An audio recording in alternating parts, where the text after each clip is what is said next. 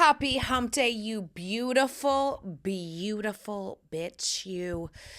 It's another week of, I had a lot of feelings going on this week. I don't know about you guys. So, I'm a Pisces. When do I don't have feelings? You know what I mean? But let's get into it. Hello, world. Come inside the Dear Juju Podcast.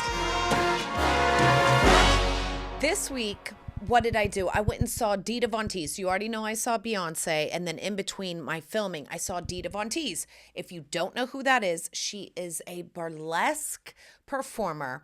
And I kind of had the feeling from her posts and her interviews and the way she talks that I was just like, I'm a dancer. Okay, let's see if this girl's a good burlesque performer.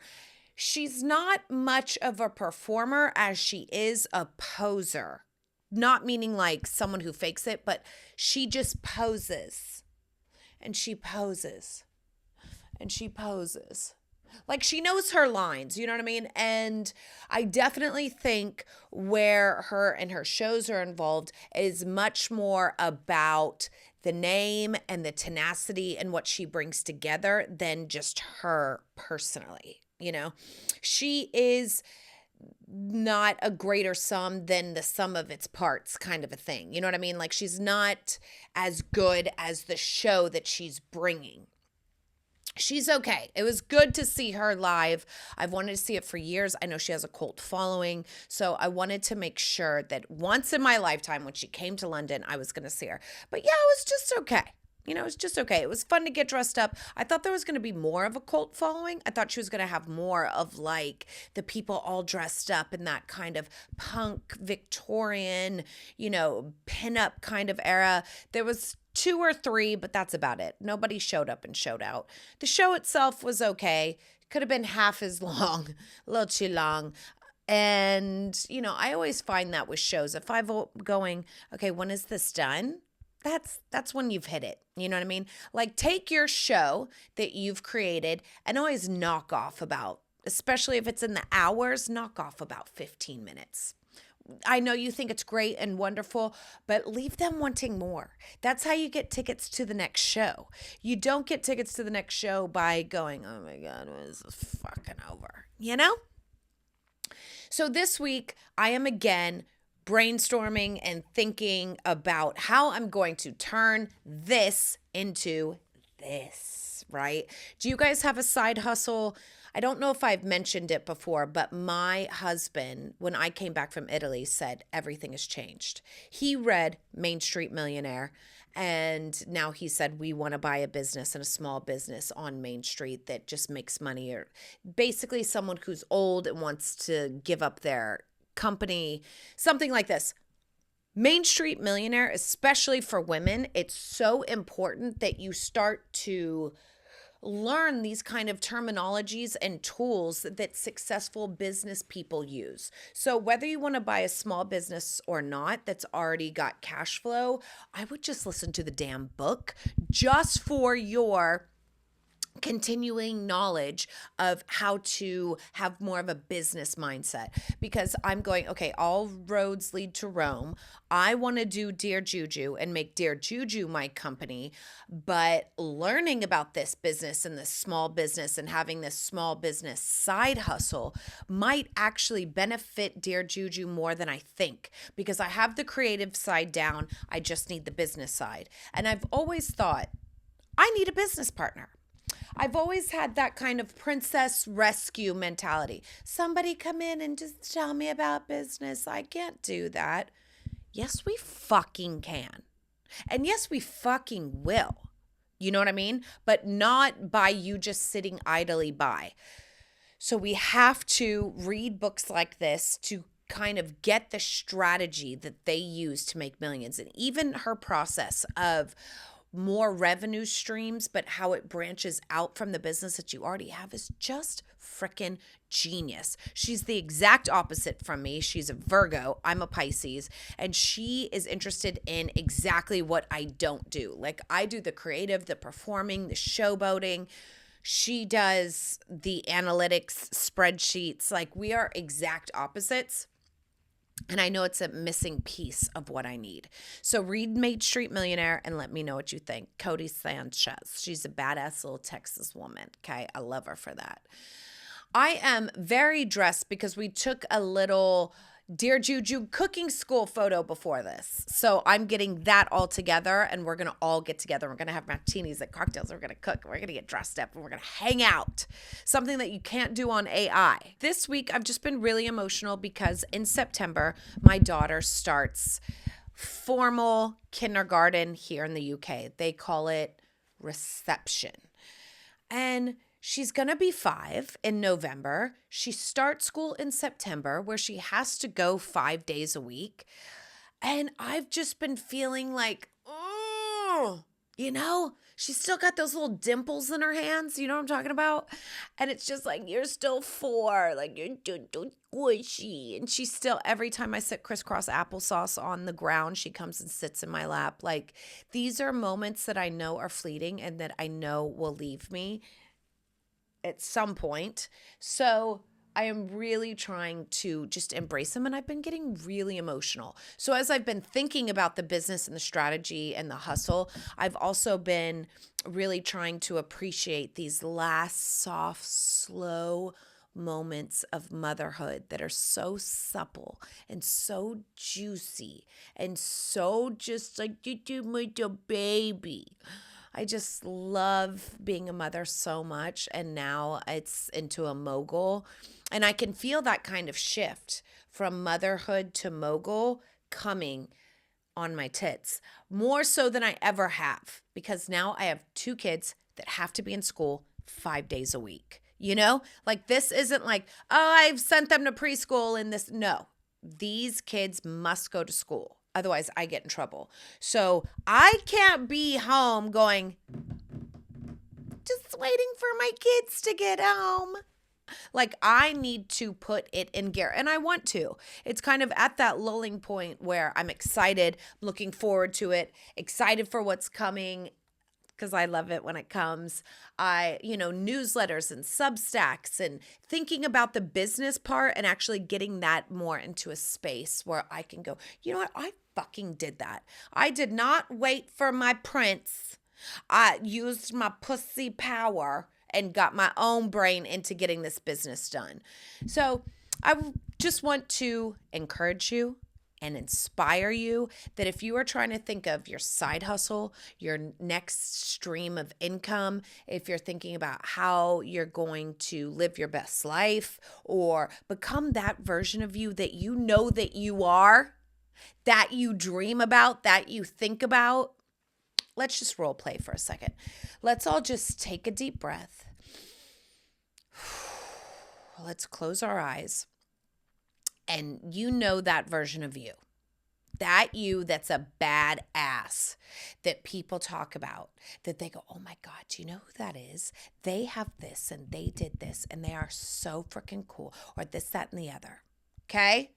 You know that version of you, whatever that means to you inside, that you, and the separation from who you are now to who you know yourself to be, the wider the gap in the middle, the more depressed you are. The closer you can squeeze the gap, the happier you'll be. Even if that means being healthy. Oh, I'm not making really healthy choices right now, so the gap widens, and I know I want a good body and still be hot at whatever age. That's where depression lies. Go on walks, eat well, close that gap. And even if it's not perfect or ideal, the closer you inch to it, the happier you increase your self-confidence, your moods, your emotions, and gain more confidence within yourself. Self-confidence is not everything working out or feeling that you can do everything perfectly. Self-confidence is relying on you to get it done. I want a better body. Boom, I can rely on me. I want a revenue stream. Boom, I can rely on me. There's so many ebooks. There's so much YouTube. There's so much knowledge courses, free courses out there that there's no excuse. If you don't know, now you know. Become that best version of yourself. And for the first cooking club of Dear Juju Supper Club, we're going to be going to Spain.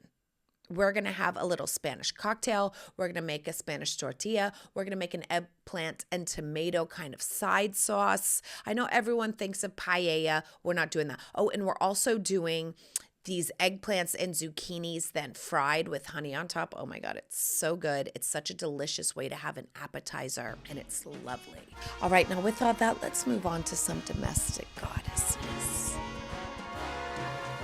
Cooking. So my friends invited me over, my next door neighbors, I know we're so damn lucky, invite us over for a feast or a barbecue on Sunday. She's cooking spatchcock chicken. She has focaccia. She's got some sides. And she said, you bring the appetizer. So what I'm thinking, which you should make immediately, and I'm figuring out how to do this if there's so many people that are involved, is grilled peach, prosciutto, burrata, basil, and balsamic appetizer, right? And she said, so something easy that we can eat with our hands, and that's not easy, I know. So I'm thinking of maybe making puff pastry cups and having like a little cup, putting it on a skewer. That part I haven't really worked out, but one of the best appetizers I had in Sydney at an Italian restaurant that was gorgeous. Grilled peaches, burrata, basil, balsamic, and prosciutto. It was love. Oh, I could make the prosciutto the cups. Have you ever done that with eggs? You put prosciutto in a little muffin tin with a grilled peach. Then it could get all juicy. Oh, that's a good idea. See? We're figuring it out together. And then there's little prosciutto burrata peach cups. Maybe I'll get a mini muffin tin. Genius. Okay, I had a postcard from London, you guys. It was amazing. Served in a coupe. I'm going to tell you what's in it. We went to the Broadwick Hotel in Soho before we went and saw Dita. So we went up there for some cocktails and some appetizers and some bites. They had this cocktail called Postcard from London. Hennessy, Elderflower, Pepe, which is a brand of sherry, and then served with the mint sprig. You shake those things, you strain it, pour it in a cold coupe, serve it with the mint sprig. It's all alcohol. It's cognac. It's sweet. The elderflower gives it a floral. It is gorgeous. One of the most gorgeous cocktails I have ever had. And I'm going to be going back there and ordering more for sure. I love a cognac cocktail. That's why I love a sidecar. The postcard from London is going to be my new go-to. I have to go get a sherry now to have here at the house because the mint then also kind of brings it into the springtime. If you're looking for something very elegant, if you're having cocktails, think of a cognac, elderflower, and sherry cocktail that you can serve in a coupe. I don't know exactly the quantities. I would start with 1-1-1, do it like a Negroni, all even parts. And then if there's too much elderflower or sherry, you can kind of pull it back. But that's what I'm thinking. Now for decor. The decor at the Flute, which is upstairs at Broadwick, Soho. Go on your Insties right now and look at it. This is maximalism done correctly. Now, the thing is that I noticed, because I have a lot in my bar going on with print on print on print, they're not giving that. They're giving 1-2 prints, then they're mixing textures and same on same color onto the shapes. And that's the way to do maximalism. If you love maximalism, if you want to copy the greats, look at the Flute at the Soho Hotel, and they have solid paint on the walls. There's no wallpaper, but then they have a different colored drapes. Then they have like texture like cork. Then they have mirror. Then they have a texture like a tile up top, and then only 2 patterns. One on the sofas and then one on the floor is a big pattern. So everything that they built up from there, they just did it so right. I'm like, I love the attention to detail. I love the way they did this. It's like a maximalism done right and done elegant. You have to go look. Flute at the Broadwick Soho Hotel. Absolutely fabulous, darling. And something to take note of. All right, now with all that, let's get into some Q&A with some tea. Dear Juju, my friend always copies my style. I will wear something that I feel is so unique, and then she will go out and find something that looks exactly like it. Is this flattery or felony? Of course, it's flattery. I have friends that get the same glasses, the same perfume. My next door neighbor, I wore these shoes that were super comfortable from Italy.